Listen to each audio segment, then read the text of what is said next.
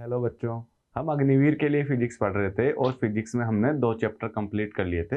हमारा जो पहला चैप्टर था वो था मोशन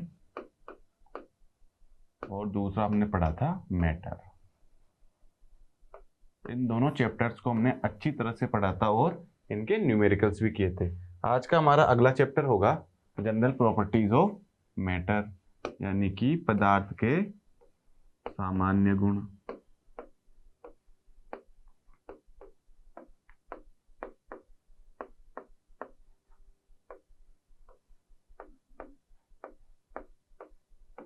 बच्चों, पदार्थ के सामान्य गुण पढ़ने से पहले हम ये नोटिस करते हैं, ये समझते हैं कि पदार्थ क्या होता है।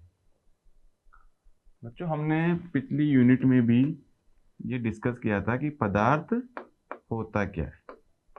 तो हमने जाना था कि कोई भी चीज, कोई भी कण, कोई भी वस्तु जिसका खुद का कुछ आयतन हो एंड वो खुद का द्रव्यमान रखता हो तो उसे पदार्थ कहेंगे, भले वो दिखे या ना दिखे। यानी कि हम आसपास जो देखते हैं वो सब तो पदार्थ है ही सही, हम जो नहीं देख पाते वो भी पदार्थ होते हैं। जैसे गैसेज है, हम इसे देख नहीं पाते लेकिन ये पदार्थ होती है। और आयतन भले बहुत कम हो, बहुत कम, इतना कम होगा, लेकिन उसके पास यदि ये आयतन है, उसका खुद का आयतन है, वो स्थान घेरता है, तो उसे हम पदार्थ कहेंगे। यदि उसमें द्रव्यमान भी है, मतलब बहुत कम द्रव्यमान हो, लेकिन 0 से ज्यादा यदि द्रव्यमान है, अशून्य द्रव्यमान है, तो वो पदार्थ कहलाएगा। यानी कि जो आयतन और द्रव्यमान रखता है उन सबको हम पदार्थ कहेंगे। डजेंट मैटर कि वो गैस है, ठोस है, सॉलिड है, लेकिन वो पदार्थ है। इसके बाद हम इसकी परिभाषा देखते हैं कि वह वस्तु जो स्थान घेरती है, इसमें द्रव्यमान है, स्थान घेरती यानी कि आयतन, और उसका द्रव्यमान है, तो वो पदार्थ है। जो भी हम अपने आसपास देखते हैं, जैसे लोहा, हवा, दूध, पानी आदि सब पदार्थ हैं। बच्चों, हमारा अगला टॉपिक रहेगा पदार्थ को सीखने के बाद उसकी भौतिक अवस्थाएं, कि उसकी अवस्थाएं क्या क्या होती है, हम किन किन फॉर्म में पदार्थ को नोटिस करते हैं। तो बच्चों, पदार्थ की 3 भौतिक अवस्थाएं होती है जो मूल होती है, जो हम अपने आसपास देख पाते हैं। इनके अलावा एक और भौतिक अवस्था रिसेंटली खोजी है वैज्ञानिकों ने, जिसे हम प्लाज्मा कहते हैं।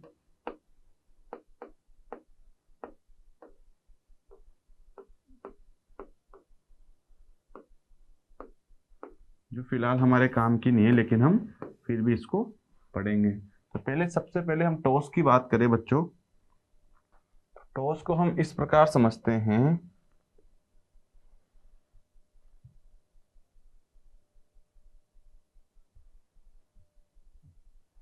कि जो टॉस होते हैं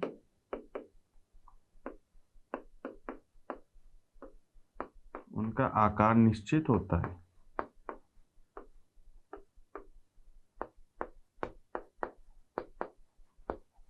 एंड आयतन भी निश्चित होता है।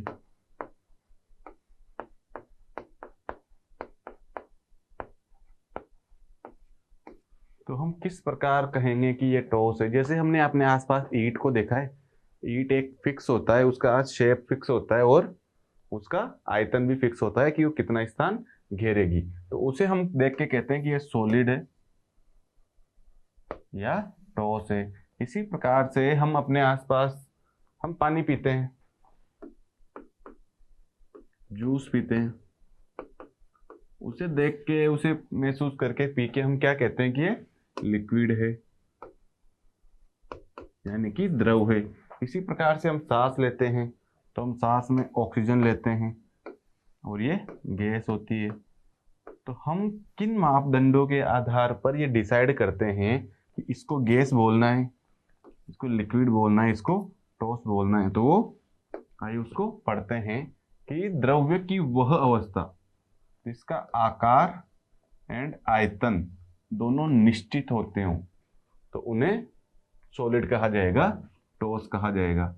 जैसे बर्फ, पत्थर, लकड़ी, ईंट, इन सबको देखकर हम कहते हैं कि ये सॉलिड है। उसी प्रकार से द्रव की परिभाषा देखते हैं कि जो तरल हो और जमीन पर फैलता हो, यानी कि जिनका आकार अनिश्चित हो लेकिन आयतन निश्चित हो, तो हम कहेंगे कि ये लिक्विड है, द्रव है। इसी प्रकार से गैस की परिभाषा देखते हैं कि इस अवस्था में पदार्थ का न तो निश्चित आकार होता है न ही आयतन, यानी कि गैस में आकार और आयतन दोनों अनिश्चित होते हैं। वो जिस पात्र में रखे जाते हैं उसी पात्र का आकार व आयतन ग्रहण कर लेते हैं, तो हम कहते हैं कि ये गैस अवस्था में है। इसी प्रकार से बच्चों चौथी अवस्था भी अभी नोटिस की गई है जिसे प्लाज्मा कहते हैं। और प्लाज्मा अधिकतर सूर्य और जो तारे होते हैं उन पर पाई जाती है, पृथ्वी पर इसका कोई अस्तित्व नहीं है। और ये एटलीस्ट 20,000 डिग्री सेल्सियस पर वर्क करती है, जो कि पृथ्वी पर तो पॉसिबल ही नहीं है। और सूर्य और तारों की जो चमक होती है वो प्लाज्मा स्टेट के कारण ही होती है।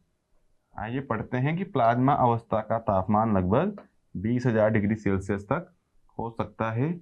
एंड सूर्य और तारों की ऊष्मा और चमक इसी अवस्था के कारण होती है। बच्चे शुरू की 3 जो स्टेट्स हैं उनको एक बार और देखते हैं कि ठोस अवस्था में इम्पोर्टेंट क्या है।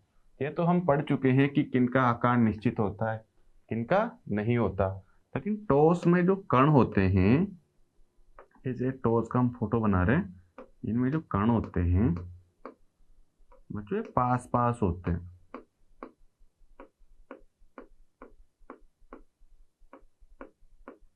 इसी कारण ये सॉलिड होते हैं, इसी कारण ये मजबूत होते हैं, क्योंकि इनके जो कण होते हैं अवयवी कण,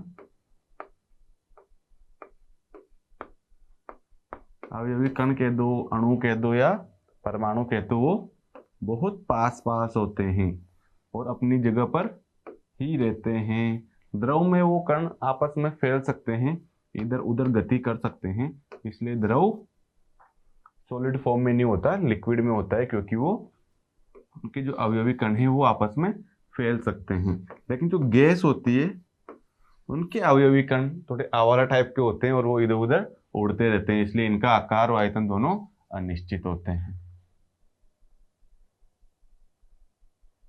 इसी प्रकार से हमारा अगला टॉपिक होगा बच्चों पदार्थ के सामान्य गुण में पहला प्रेशर। बच्चों जब हम किसी सतह पर हाथ से प्रेशर लगाते हैं तो वो जो प्रेशर होता है वो उस पूरी सतह पर फैल जाता है। हम जो भी फोर्स नीचे की ओर लगा रहे हैं, यानी कि हमारे पास जैसे 2 हाथ है, इस हाथ से हम इधर प्रेशर लगाते हैं तो पूरे प्रेशर लगाते हैं या फोर्स लगाते हैं तो पूरे हाथ पर वितरित हो जाता है, पूरा हाथ एक साथ फोर्स महसूस करता है। उसी प्रोसेस को दाब कहते हैं। यानी कि आप यदि किसी सतह पर फोर्स लगाओ तो वो फोर्स पूरी सतह पर एक समान फैल जाता है, उसे ही दाब कहते हैं। तो इसकी परिभाषा इस प्रकार है कि यदि किसी सतह पर स्रोत पर उसके लंबवत कोई बल लगाया जाता है तो कहा जाएगा कि सतह पर दाब लगाया जा रहा है। और ये जो दाब है उसकी वैल्यू बल में अगर क्षेत्रफल का भाग देंगे तो उसके बराबर होगी। जैसे यदि कोई सतह है उसका क्षेत्रफल 2 मीटर स्क्वायर है और उस पर 10 न्यूटन का फोर्स लगाया जा रहा है, तो हम कहेंगे कि इस पर 5 पास्कल का फोर्स लगाया गया है या 5 न्यूटन पर मीटर स्क्वायर का फोर्स लगाया गया है। अब इसके मात्रक हम देखते हैं। बट बच्चों फोर्स का मात्रक हमने लास्ट क्लास में भी डिस्कस किया था कि न्यूटन होता है इसमें MKS में या SI में, और डाइन होता है CGS में। ठीक है, इसी प्रकार से एरिया का जो मात्रक होता है वो MKS में मीटर स्क्वायर एंड CGS में सेंटीमीटर स्क्वायर होता है। ये हमने पिछली क्लास में डिस्कस कर लिया था। तो अब हम दाब का, प्रेशर का मात्रक निकालते हैं। तो दाब बराबर हमने पढ़ा कि बल बटे क्षेत्रफल। बल का होता है न्यूटन और क्षेत्रफल का होता है मीटर स्क्वायर। इस प्रकार से इसका मात्रक हो जाएगा न्यूटन पर मीटर स्क्वायर। लेकिन SI पद्धति में इसको डायरेक्ट पास्कल से भी डिनोट करते हैं। इसी प्रकार से यदि इसका CGS मात्रक की बात करें, MKS हो गया, ऐसा हो गया। CGS की बात करें तो CGS में इसको डाइन पर सेंटीमीटर स्क्वायर से भी डिनोट कर सकते हैं। उसके बाद में बच्चों बात करें कि जो फोर्स होता है वो सदिश राशि होता है, एरिया होता है, क्षेत्रफल होता है, सदिश राशि होता है, और जो इनका मल्टीप्लाई है यानी कि इनको डिवाइड करने पर हमें मिलता है प्रेशर, ये अदिश राशि होता है। तो हमने जाना कि फोर्स एंड जो एरिया है उसका मल्टीप्लाई करने पर हमें अदिश राशि मिल रही है, तो ये होता है अदिश। बच्चों इसी प्रकार से इसकी विमा की हम बात करें तो इसकी विमा हम फॉर्मूले से निकाल सकते हैं कि P बराबर N/A होता है। न्यूटन की यानी कि बल की विमा हमने बहुत बार पढ़ ली है कि M1 L1 T-2 होती है, और एरिया की हम जानते ही हैं, लंबाई 2 बार है इसलिए L2 होती है।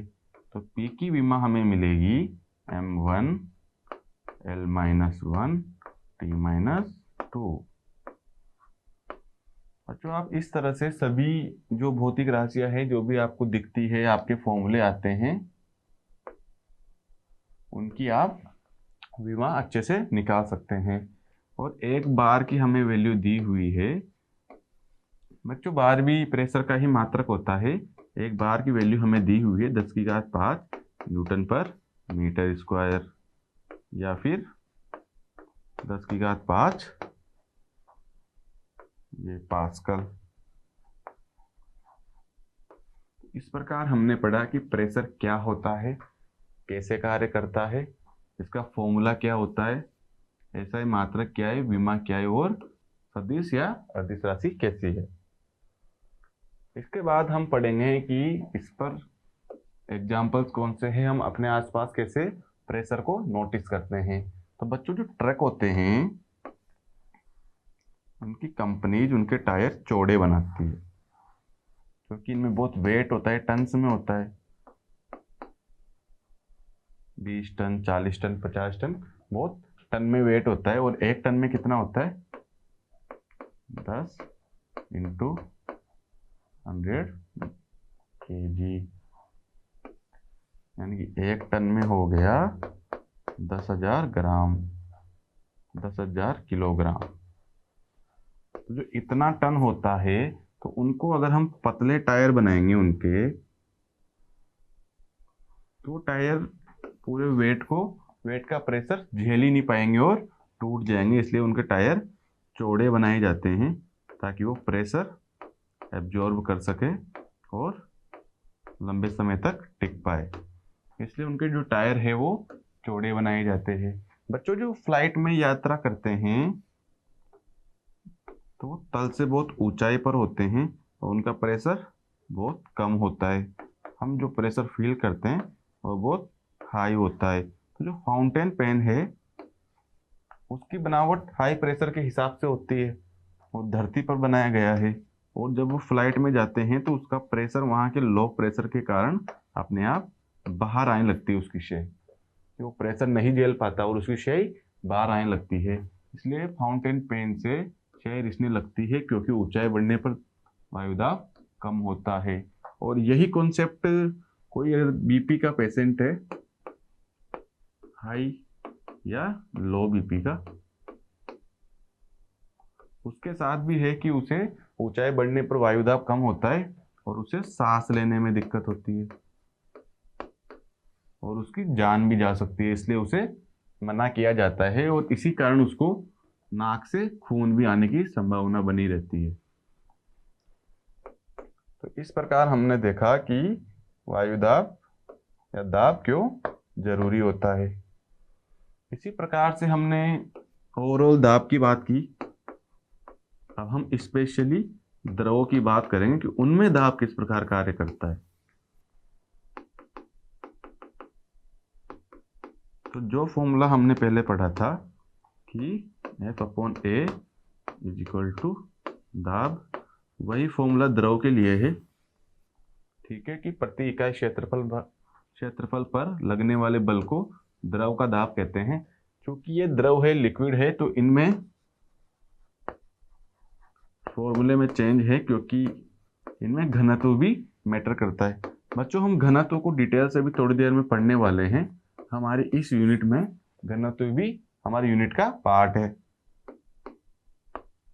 तो हम पढ़ते हैं कि प्रति इकाई क्षेत्रफल पर लगने वाले बल को द्रव का दाब कहते हैं। और द्रव के दाब को कैसे डिनोट करते हैं? रो जी एच या डी जी एच। यानी कि जैसे कोई पात्र है तो इस पर कोई फोर्स लग रहा है, कोई दाब लग रहा है, तो उसे किस प्रकार कैलकुलेट किया जाएगा, उसके लिए हमें पॉइंट से हाइट होनी चाहिए कि हम किस पॉइंट पर मेजर कर रहे हैं, उससे द्रव की सतह की हाइट हमारे पास होनी चाहिए। इसको हम एच से डिनोट करेंगे। जो लिक्विड हमारे पास है, जो द्रव हमारे पास है, उसका हमारे पास घनत्व होना चाहिए। और जी की वैल्यू तो हमें पता होती है, 10 मीटर पर सेकंड स्क्वायर या फिर 9.8 मीटर पर सेकंड स्क्वायर होती है। और हम ये भी पता करेंगे अगली यूनिट में, जो हमारी ग्रेविटेशन रहने वाली है, ये 10 ही क्यों होती है या 9.8 ही क्यों होती है, उसके बारे में हम अगली यूनिट में चर्चा करेंगे। तो अभी हमने पढ़ा कि द्रव का दाब किस प्रकार वर्क करता है, कि प्रति इकाई क्षेत्रफल में जो बल लगता है द्रव पर, वो द्रव का दाब कहलाता है। इसको रो जी एस से दर्शाते हैं और इसको रो जी एच या डी जी एच से दर्शाते हैं। जहाँ रो या डी क्या है? द्रव का घनत्व, जी क्या है? गुरुत्वीय त्वरण, और एच क्या है? Height from the point we measuring. इसके बाद में हमारा अगला जो टॉपिक है वो है फ्लोटिंग। बच्चों, आप कभी नदी में नहाने गए हो, तालाब में नहाने गए हो, तो आपको पता है कि हम वहाँ पे जो तल में पत्थर रखे होते थे, उन्हें उठाने का प्रयास किया करते थे, कि जैसे इसको उठाते हैं, ऊपर लेके आते हैं।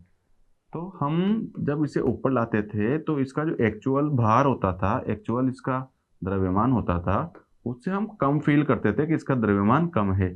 फिर हम सतह पर लेके आते थे उसे, सतह पर थोड़ा नीचे से ज़्यादा मानते थे, ज़्यादा महसूस करते थे, लेकिन फिर भी एक्चुअल से कम होता था। लेकिन जब हम इसे ऊपर उठाते थे, हम पानी से बाहर ले आए, तो हमें इसका एक्चुअल द्रव्यमान, वास्तविक द्रव्यमान महसूस होता था, जो कि हमारी क्षमता के बाहर होता था। हम उसे नहीं उठा सकते थे, लेकिन नीचे से तो हम ले आए, क्योंकि नीचे इसका हमें आभासी द्रव्यमान महसूस होता है। नीचे से एक फोर्स कार्य करता है जिससे हमें ये हल्का लगता है। उसी फोर्स को बोलते हैं बच्चों उत्प्लावन बल।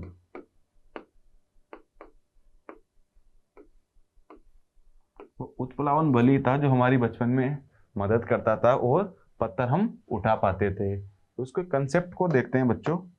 हमने समझ तो लिया कि उत्प्लावन बल होता क्या है। तो कि किसी वस्तु को किसी द्रव में तैरने पर जो बल उसकी सहायता करे। कोई वस्तु अगर द्रव में तैर रही है तो कोई बल उसकी सहायता करता है जो उसे डूबने से रोकता है, उसे उत्प्लावन बल कहते हैं। और इसका जो वैल्यू होता है वो इस प्रकार होता है कि वो जो वस्तु है वो कितने द्रव्यमान के पानी को अपने से हटा रही है, दूर कर रही है, उसके बराबर होता था।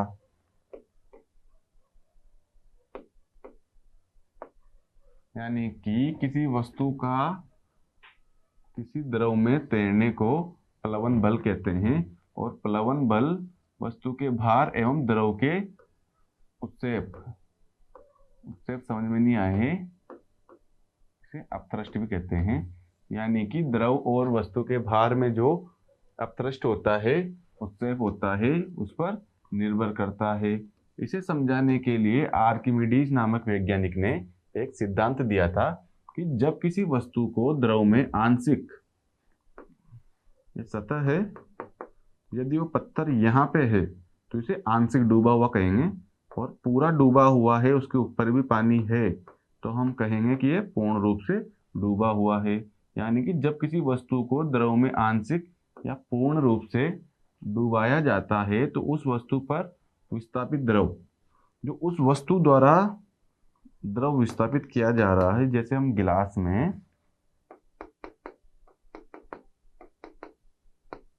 सोचो कि हम स्टोन डालते हैं, इसमें पत्थर डालते हैं, जैसे हमने यहाँ पे पत्थर डाला तो उससे उसका पेंदा ऊपर आ जाएगा या द्रव की सतह ऊपर आ जाएगी। तो ये आर्किमिडीज सर ये कहना चाहते हैं कि जो आपने इसमें पत्थर डाला उसके द्वारा जो पानी की सतह ऊपर आई, जो इसने पानी विस्थापित किया, उसके बराबर होगा क्या? उत्प्लावन बल।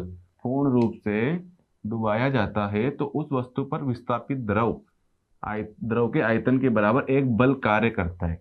जितना इसका आयतन है या जितना इसने पानी को बढ़ाया है, सतह को बढ़ाया है, उसके बराबर ही फोर्स कार्य करेगा, जिसे उत्प्लावन बल कहेंगे।